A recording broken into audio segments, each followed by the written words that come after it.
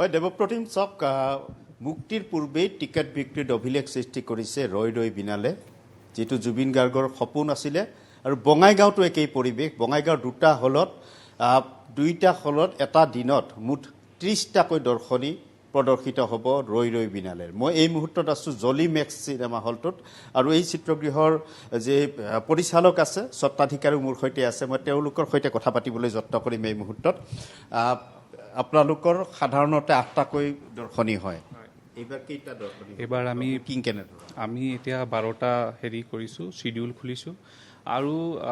আগত এনেকুৱা ৰেকৰ্ড কেতিয়া হোৱা নাছিলে আমি ৰাতিপুৱা 6:30 বজাত কেতিয়াও ভবাই নাছিলোঁ যে আমি দিম বুলি তো আজি দৰ্শনী কেইটা হ'ব প্ৰথম 6:30 আৰু ৰাতি আমাৰ 8:45ত শেষ হ'ব হেৰি হ'ব লাষ্ট শ্ব' যিটো হয়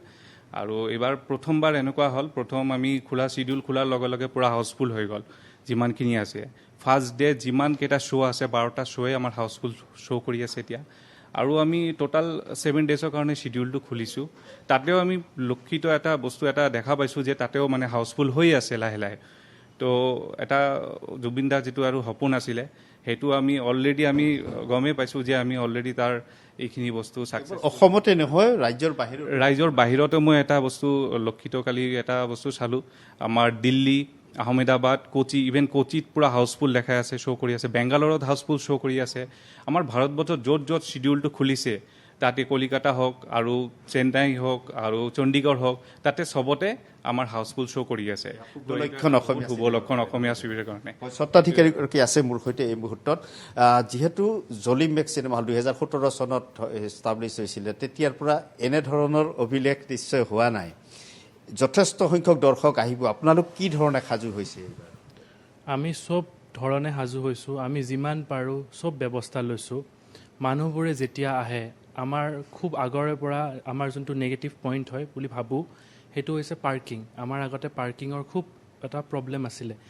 আমি এতিয়া বেলেগকৈ পাৰ্কিঙৰ ব্যৱস্থা কৰা গৈছে